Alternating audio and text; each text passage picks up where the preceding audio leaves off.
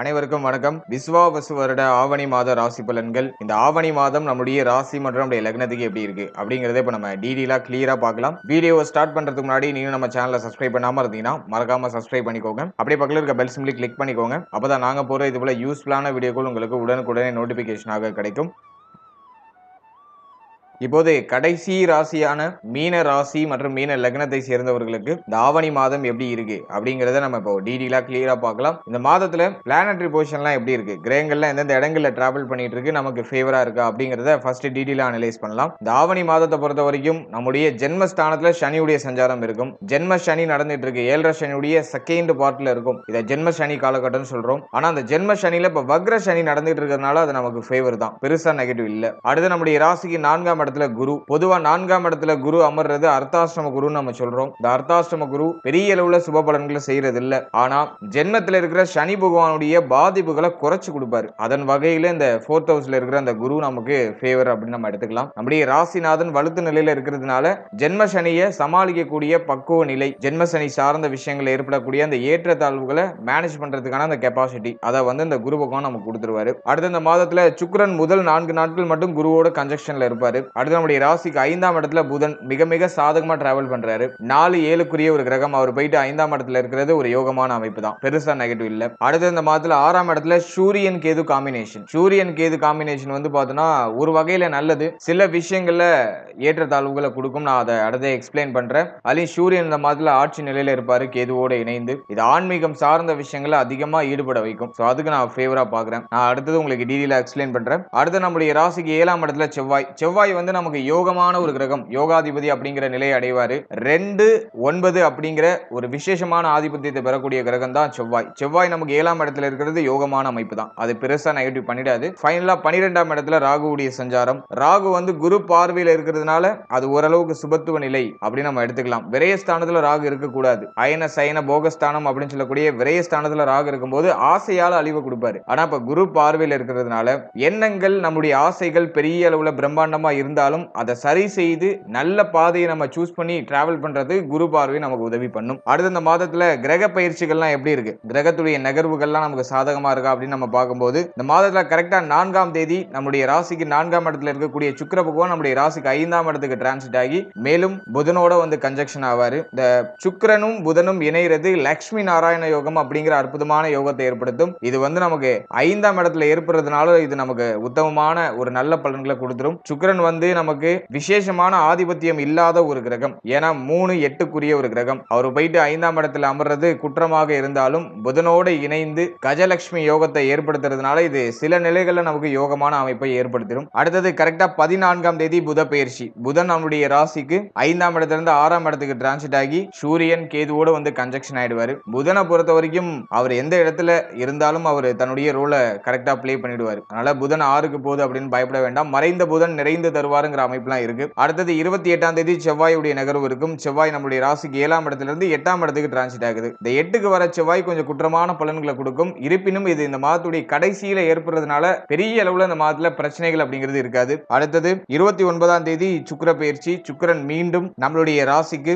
5ஆம் இடத்துல இருந்து 6ஆம் இடத்துக்கு டிரான்சிட் ஆகி விபரீத ராஜயோக அமைப்பை ஏற்படுத்துவார். ஏன்னா 8ஆம் அதிபதி 6க்கு வருது விபரீத ராஜயோக அமைப்பு. அதனை தொடர்ந்து கரெக்டா 30ஆம் தேதி புதன் மீண்டும் பயிற்சியாகி நம்முடைய ராசிக்கு 6ஆம் இடத்திலிருந்து 7ஆம் இடத்துக்கு டிரான்ஸ்ஃபர் ஆகி ஆட்சி உச்ச மூலதிரிகோண நிலை அடைவார். அதுவும் சிறப்பு தான். ஃபைனலா மாதத்தோட கடைசி நாள் 31ஆம் தேதி சூரிய பயிற்சி. சூரியன் நம்மளுடைய ராசிக்கு 6ஆம் இடத்திலிருந்து 7ஆம் இடத்துக்கு டிரான்ஸ்ஃபர் ஆகி புதனோட கன்ஜெக்ஷன் ஆவார். சோ இதுதான் இந்த ஆவணி மாதத்துக்கான கிரக அமைப்பு. இப்போது இந்த ஆவணி மாத ராசி பலன்களை நம்ம டீடெயிலா கிளியரா பார்க்கலாம். முதலாவதா இந்த மாதத்தை நம்ம எடுத்து அனலைஸ் பண்ணும்போது ஜென்ம சனி நடந்துட்டு இருக்கு. ஜென்ம சனியில வக்ர சனி, இது நமக்கு யோகமான டைம் பீரியட் அப்படின்னு நம்ம எடுத்துக்கலாம். ஏன்னா ஜென்ம சனி பார்த்தோன்னா குழப்பம், ஒரு தெளிவான பாதையை சூஸ் பண்ண முடியாத நிலை, உடல் ஆரோக்கிய பிரச்சனை, மன ஆரோக்கிய பிரச்சனை, ஃபேமிலியில குழப்பம், ஒரு விஷயத்தை நம்ம பிளான் பண்றோம் அதை சரியா செய்ய முடியல, தடைப்படுது, தாமதப்படுது அப்படிங்கிற கம்ப்ளைண்ட் இதை ஜென்ம சனி கொடுக்கும். இப்போ ஜென்ம சனியில வக்ர சனி நடக்கிறதுனால நம்ம பிளான் பண்றது பிளான் பண்ண மாதிரி போயிட்டு இருக்கும். நம்ம யோசிக்கிற விஷயத்தை செயல்படுத்த முடியும். நெகட்டிவான தாட் எல்லாம் கொஞ்சம் குறையும். குறையும். இப்ப பாசிட்டிவிட்டி கொஞ்சம் இன்க்ரீஸ் ஆகும். மைண்ட்ல ஒரு ஃப்ரீனஸ் இருக்கும். மைண்ட் இப்ப கொஞ்சம் ஃப்ரீயா வச்சுட்டு நம்மளுடைய செயல்பாடுகளை செய்ய முடியும். மன உளைச்சல் எல்லாம் குறையும். மன நிம்மதி கிடைக்கும். கடந்த கால பிரச்சனைகளுக்கு தீர்வு கிடைக்கும். ஜென்ம சனியில என்னெல்லாம் பிரச்சனை ஏற்பட்டுச்சோ அதுக்கெல்லாம் தீர்வு கிடைக்கும். திருமண வாழ்க்கையில இருந்த குழப்பம் குளறுபடி இதெல்லாம் சரியாகும். கடந்த காலகட்டங்களில் நீங்க என்ன ஸ்ட்ரகிள நீங்க சந்திச்சுக்கிட்டு இருந்தீங்களோ அது எல்லாத்துக்கும் ஒரு நிவர்த்தியே இந்த வக்ர சனி நமக்கு கொடுத்துரும். அதனால முக்கியமா சொல்ல வேண்டியது நம்முடைய மைண்ட் கொஞ்சம் ஃப்ரெஷ் ஆகுது. புதிய ஐடியா ஏதாச்சும் ஊற்றெடுக்க ஆரம்பிக்குது. அந்த புதிய விஷயத்தை செயல்படுத்தி அதில் வெற்றி அடைகிறோம். முயற்சி வெற்றியை தரும் இந்த மாதத்துல. அதை நான் மீனத்துக்கு ஒரு பாசிட்டிவா நான் சொல்லுவேன்.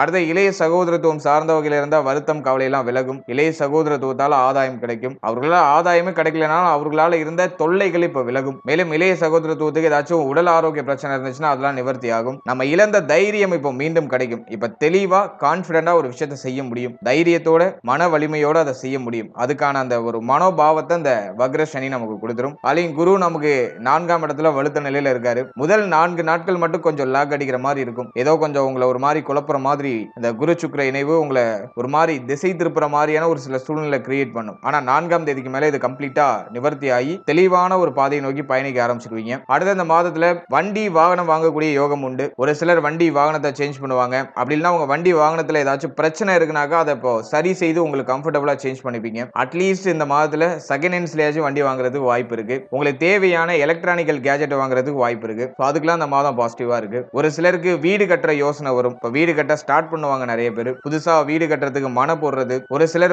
கிரக பிரவேசம் பண்றது, கட்டின வீட்டை பூர்த்தி செஞ்சு கிரக பிரவேசம் பண்றது. அதுக்கெல்லாம் இந்த மாதம் ரொம்ப பாசிட்டிவா இருக்கு. அட்லீஸ்ட் அந்த வீடு கட்டுற யோசனையாச்சும் பீக்ல நிற்கும். வண்டி வாகனம் வீடு சம்பந்தப்பட்ட விஷயம், நிலபுலங்கள் சம்பந்தப்பட்ட விஷயங்கள்லாம் மைண்ட்ல போகும். ஒரு சிலர் பூர்வீக சொத்தை வித்து அதன் ரீதியா வரக்கூடிய ஆதாயத்தை வேற ஏதாச்சும் ஒரு நல்ல விஷயத்துல இன்வெஸ்ட்மெண்ட் பண்ணுவாங்க. ஒரு நல்ல மாற்றம், பழசை வித்து புதுசு வாங்கக்கூடிய ஒரு யோகமான காலகட்டம் இது. அப்படி நீங்க பூர்வீக சொத்தை விற்கணும், அப்படி இல்லைனாக்கா உங்களுக்கு இருக்கக்கூடிய ஏதாச்சும் ப்ராப்பர்ட்டியை வித்துட்டு வேற ஏதாச்சும் சுப மாற்றம் பண்ணலாம் நினைக்கிறீங்கன்னா அது இந்த மாதத்துல பண்ணலாம். அதுக்கு இந்த மாதம் உங்களுக்கு பாசிட்டிவா இருக்கு. அடுத்தது நம்ம பார்க்கிறது 5ஆம் இடத்துல புதனுடைய சஞ்சாரம் பிளஸ் சுக்கிரனுடைய இணைவு. ஒரு 10 நாள் ரொம்ப நல்லா இருக்கும். 5ஆம் இடம் சார்ந்த காரகத்துவங்கள்லாம் ஒரு 10 நாள் நல்லா இருக்கும். ஏன்னா இந்த லட்சுமி நாராயண யோகத்தை இந்த புதனும் சுக்கிரனும் இணைந்து கிரியேட் பண்ணுது. இந்த கூட்டணி கிரகங்கள் வரும்போது அஷ்டமாதிபதி அப்படிங்கிற நிலையை நம்ம மறந்துடலாம். இந்த 10 நாள், அதாவது 4ஆம் தேதியிலிருந்து 14ஆம் தேதி வரைக்கும் நீங்க என்ன முயற்சி பண்ணாலும் அது வெற்றி ஆகும். நீங்க யோசிக்கிற விஷயம் தடை தாமதம் இல்லாம வெற்றியை நோக்கி பயணிக்கும். அதே மாதிரி பிள்ளைகள் சார்ந்த வகையில இருந்த வருத்தங்கள்லாம் குறையும். இருப்பினும் அது பூர்ணமா குறையல. ஒரு 10 நாள் எந்த ஒரு சிரமமும் இல்லாம போகும். பிள்ளைகளால ஏற்பட்ட மன உளைச்சல்லாம் குறையும். இந்த 10 நாள் உங்களுக்கு எந்த பிரச்சனையும் இருக்காது. பிள்ளைகளால தொந்தரவு எதுவும் இருக்காது. பிள்ளைகளுக்கு உடல் ஆரோக்கிய ரீதியா பிரச்சனை இருந்துச்சுன்னா அது இந்த 10 நாள்ல கொஞ்சம் சரியாக ஆரம்பிக்கும். இருப்பினும் 14ஆம் தேதிக்கு மேல பிள்ளைகள் சார்ந்த விஷயம், பிள்ளைய உடல் ஆரோக்கியம் சார்ந்த விஷயம், அவருடைய உறவு நிலை சார்ந்த விஷயத்தெல்லாம் கேர்ஃபுல்லா இருக்கணும். ஏன்னா அஷ்டமாதிபதி தனித்த நிலையில நம்முடைய ராசிக்கு 5ஆம் இடத்துல டிராவல் பண்ணுவாரு. புதனோட இணைந்திருக்கிற வரைக்கும் பிரச்சனை இல்ல. எல்லாமே உங்களுக்கு ஓரளவுக்கு ஆறுதல், ஒரு நிம்மதியை கொடுக்குது. ஆனா புதன் ஒன்ஸ் நம்மளுடைய ராசிக்கு 5ஆம் இடத்தை விட்டு நகர்ந்ததுக்கு அப்புறம் ஒரு சில ஏற்றத்தாழ்வுகள் ஏற்பட வாய்ப்பு இருக்கு. அதே மாதிரி பூர்வீக சொத்து சம்பந்தமான ஏதாச்சும் முக்கியமான மாற்றம் பண்ணா அந்த 10 நாளுக்குள்ள பண்ணிக்கிறது நல்லது. 14ஆம் தேதிக்கு மேல பூர்வீகம் சார்ந்த விஷயங்கள்ல ஒரு சில ஏற்றத்தாழ்வுகள் ஏற்பட வாய்ப்பு இருக்கு. அதெல்லாம் நீங்க கொஞ்சம் மைண்ட்ல வச்சு டிராவல் பண்ணும். அடுத்த காதல் உறவு சார்ந்த விஷயங்கள்ல ஒரு சில குழப்பங்கள் இந்த மாதத்துல செகண்ட் ஹாஃப்ல ஏற்படுறதுக்கு வாய்ப்பு இருக்கு. ஃபர்ஸ்ட் ஹாஃப் ஓரளவுக்கு உங்களுக்கு நியூட்ரலா போயிடும். அஸ் யூஷுவல் எப்போதும் போல நார்மலா ஓரளவுக்கு மகிழ்ச்சியான ஒரு மாற்றத்தை நோக்கி பயணிக்கும். மாதத்தோட செகண்ட் ஹாஃப் கொஞ்சம் டஃபா இருக்கிறதுக்கு வாய்ப்பு இருக்கு. சுக்கிரன் மட்டும் அந்த 5ஆம் இடத்துல இருப்பாரு. சுக்கிரன் அஷ்டமாதிபதி அப்படிங்கிறதுனால ஒரு சில தடுமாற்றம், ஒரு சில மன வருத்தம், காதல் உறவு சார்ந்த விஷயங்கள்லாம் ஏற்பட வாய்ப்பு இருக்கு. ஏதோ ஒரு மேலோட்டமான மன உளைச்சலை கொடுக்கும். ஏதாச்சும் ஒரு பிரஷரை தூக்கி தலையில வைக்கும். அதை இந்த அஷ்டம சுக்கிரன் அப்படிங்கிற ஒரு கிரகம் 5ஆம் இடத்துல அமர்ந்து இந்த பிரஷரை கொடுக்கிறதுக்கு வாய்ப்பு இருக்கு. அதனால செகண்ட் ஹாஃப்ல கொஞ்சம் கவனமா இருக்கணும், ரிலாக்ஸா இருக்கணும். நான் இதை எதுக்கு சொல்றேன்னா, இது மாதிரி ஏதாச்சும் ஒரு சிச்சுவேஷன் கிரியேட் ஆகலாம். அந்த டைமிங்ல ஓவரா ரியாக்ஷன் பண்ணாம, ஓவரா நம்மள போட்டு அலட்டிக்காம கொஞ்சம் ஜஸ்ட் நம்ம அதை காம் டவுனா மன அமைதியோட அதை ஹேண்டில் பண்ணோம்னாக்கா அந்த கிரகம் நகர்ந்ததுக்கு அப்புறம் அந்த பிரச்சனை ஒண்ணுமே இல்லாம போயிடும். அந்த ப்ராப்ளம் பெருசா பூம் ஆகாம இருக்கணும்னா அது நம்முடைய கண்ட்ரோல், நம்முடைய மனசை கண்ட்ரோல் பண்றதுல இருக்கு. அதில் ஓவரா உணர்ச்சி வசப்படாம செகண்ட் ஹாஃப்ல கொஞ்சம் பொறுமையை கடைபிடிச்சீங்கன்னா உங்களுக்கு எல்லாம் சாதகமா முடியும்.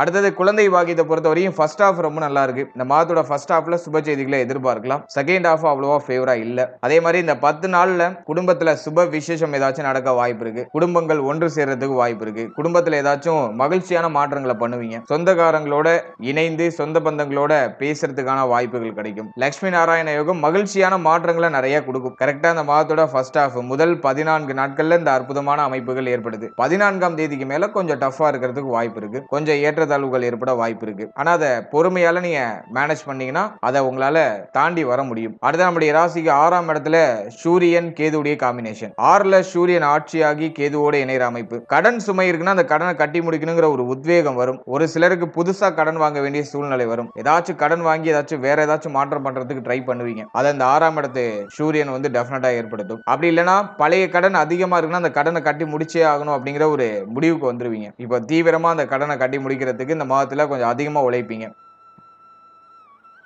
அடுத்தது உடல் ஆரோக்கிய ரீதியாக ஏதாச்சும் பிரச்சனை இருந்துச்சுன்னா அந்த பிரச்சனைகள் சரியாக ஆரம்பிக்கும். ஹெல்த் ரீதியாக ஒரு நல்ல ரிலீஃப்மெண்ட் இருக்கும். பிரச்சனைகள் இருக்கக்கூடியதுக்கு உடனே நிவர்த்தி கிடைச்சிடும். ஸோ அதை நான் வந்து பாசிட்டிவா பாக்குறேன். எதிரிகள் அழிக்கக்கூடிய ஆற்றல், மறைமுக எதிரிகளால் ஏற்பட்ட தொந்தரவுகள் விலகுறது. உங்களுக்கு யாரெல்லாம் எகெயின்ஸ்டா இருந்தாங்களோ இப்போ அவங்களாம் உங்களுக்கு பாசிட்டிவா வந்துருவாங்க, உங்களுக்கு ஃபேவரா வந்துருவாங்க. ஸோ அதெல்லாம் நான் பாசிட்டிவா பாக்குறேன். அடுத்தது நம்ம பாக்குறது சூரியன் கேது காம்பினேஷன் ஆன்மீக நாட்டத்தை அதிகரிக்கும். இந்த மாதத்துல உங்களை அதிகமா ஆன்மீகத்துல ஈடுபடுத்திக்கிறது ரொம்ப நல்லது. ஆன்மீகம் சார்ந்த விஷயங்கள்ல என்ன துண்டல அதிகரிக்கும். நிறைய பேர் வந்து பார்த்தோன்னா சிவமயம் அப்படின்னு சொல்லிட்டு சிவனை அதிகமா வழிபடுறதுக்கு வாய்ப்பு இருக்கு. எனவே ஆன்மீகம் சார்ந்த விஷயம், சிவன் ஆலயம் அதிகமா போயிட்டு வரதுக்கான வாய்ப்பு. இதெல்லாம் மீன ராசி மீன லக்னத்தை சேர்ந்தவங்களுக்கு அதிகமா கிடைக்கும். சிவ தரிசனம் அப்படிங்கிற ஒரு நிலை கிடைக்கும். அப்படி இல்லைன்னா ஒரு சிலர் தியானம், யோகா அப்படிங்கிற அந்த புதுவிதமான ஒரு மனநிலையை சோதித்து பார்ப்பாங்க. அது சார்ந்த விஷயங்களையும் மனமானது போகும். ஒரு சிலருக்கு ஆன்மீக நாட்டம் அதிகரிக்கும். ஒரு சிலர் வந்து பார்த்தோன்னா தியானம், யோகா இது சார்ந்த விஷயங்களை ஈடுபடுறதுக்கு வாய்ப்பு இருக்கு.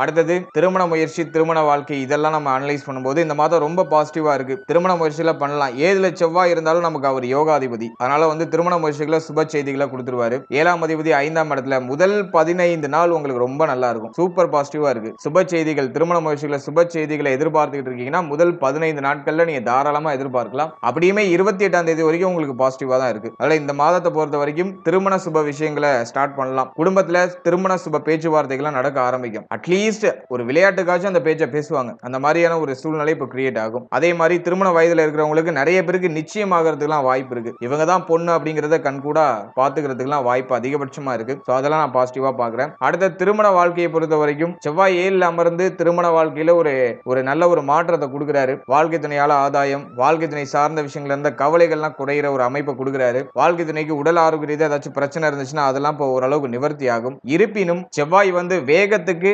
காரகத்துவம் பெற்ற ஒரு கிரகம். அதே போல கோபத்துக்கு காரகத்துவம் பெற்ற கிரகம். அவர் 7ஆம் இடத்துல இருக்கும்போது எல்லாத்துலயும் கொஞ்சம் ஸ்பீடா ஏதாச்சும் ட்ரை பண்ணுவீங்க. உங்களுடைய சிந்தனைலாம் ரொம்ப வேகமா இருக்கும். உடனே ஒரு அந்த அவசர குணம் இப்ப வெளிப்படும். எல்லாமே எனக்கு டக்குன்னு கிடைக்கணும், டக்குன்னு அது கிளிக் ஆகணும் அப்படிங்கிற அந்த ஒரு எண்ண ஓட்டம் வரும். அதே மாதிரி இன்னொரு விஷயம் என்னன்னாக்கா கோப குணம் வந்து வாழ்க்கை துணை மேல வெளிப்படுறது வாய்ப்பு இருக்கு. கோபமான வார்த்தைகளை வாழ்க்கை துணை மேல உபயோகப்படுத்த வாய்ப்பு இருக்கு. 2ஆம் அதிபதி 7ல வாக்கு வன்மை அதிகரிக்குங்கிற அமைப்பு இருக்கு. குடும்பத்துல நல்ல மாற்றம், குடும்பத்துடைய வளர்ச்சிக்காக உழைக்கிற ஒரு அமைப்பு.